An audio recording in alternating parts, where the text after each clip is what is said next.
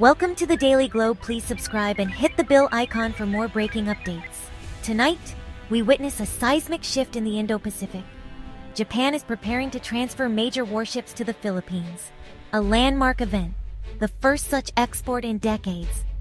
This move signals a bold new era for Japanese foreign policy and a critical reinforcement for a key American ally in a region simmering with tension. It's not just about hardware. It's about two former adversaries now standing together against a common challenge: China's assertiveness in the South China Sea. For years, the Philippines has faced down Chinese vessels, often outmatched and outgunned. This deal is Manila's answer. For Japan, it's a profound evolution from its post-war pacifism, now actively equipping partners to maintain regional stability.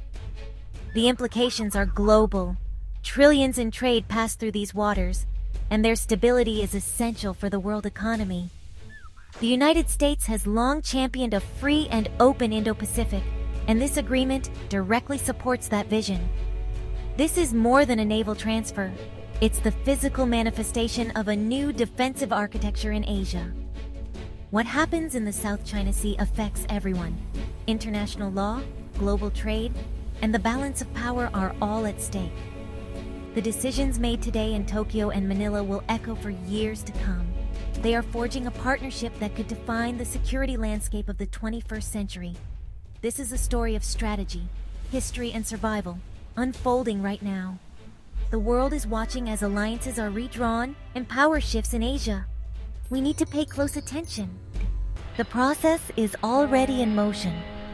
In summer 2025, the Japanese Ministry of Defense invited the Philippine Navy to inspect the Abukuma-class destroyer escorts. This was a meticulous, high-stakes assessment by the Philippines' top naval experts, scrutinizing every inch of these vessels. These initial meetings are crucial, setting the stage for everything that follows. The Philippine delegation is determining the ship's condition and what upgrades are needed for integration. Details like the number of ships, delivery schedule, and financial terms are still being negotiated. Japan is phasing out its 6 Abukuma-class ships, creating a perfect window for the Philippines. This inspection is more than a technicality.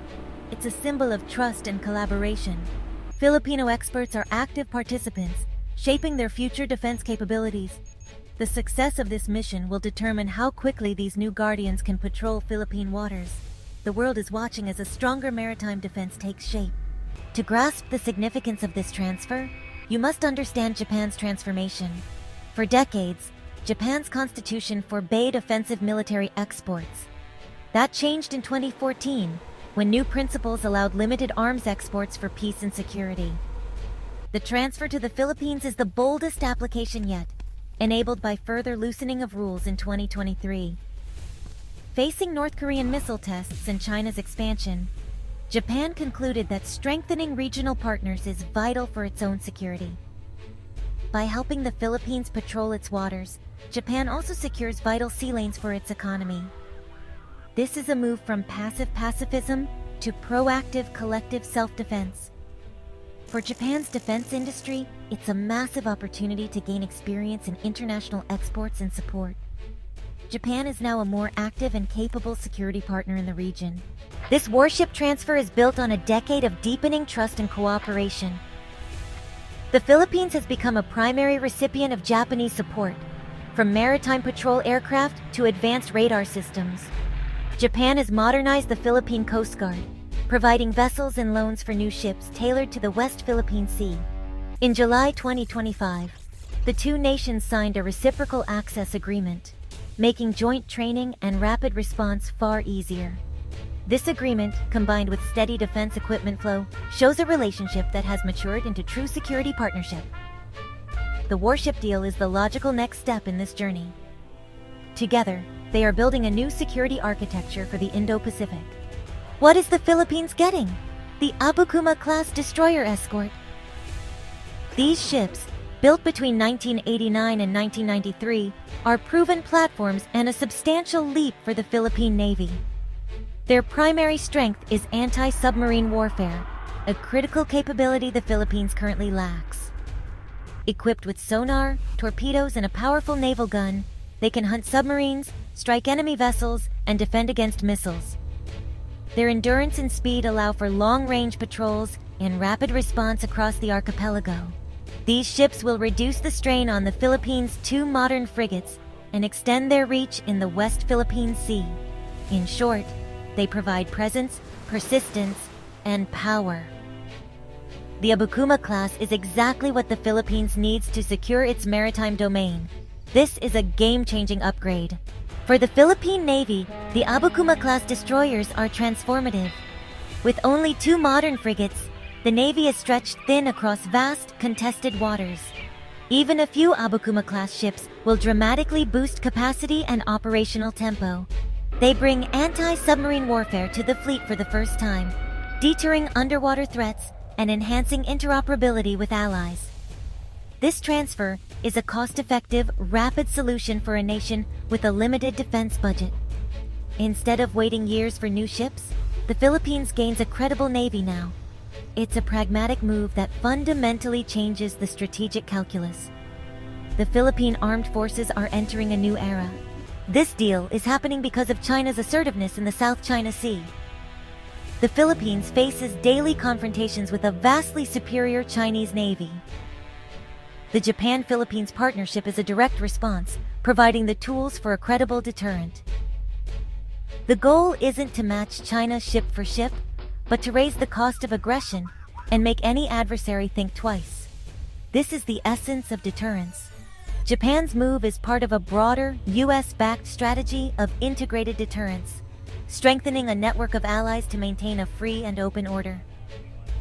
By empowering the Philippines, Japan strengthens the entire regional network. It sends a message of solidarity and resistance to unilateral changes by force. This is a strategic check on China's ambitions, delivered by a regional neighbor. The balance of power in Asia is shifting. Security experts agree, this is a win-win moment. The Philippines gets an affordable upgrade. Japan gains experience as a defense exporter and strengthens its own security. The deal sends a powerful message of regional solidarity against unilateral actions in the South China Sea.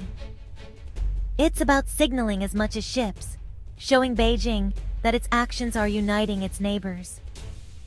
For Japan's defense industry, this is invaluable experience in exports, logistics, and training foreign crews. Retired Japanese personnel may help train Filipino sailors, deepening military ties. The deal sets a precedent for future Japanese arms exports.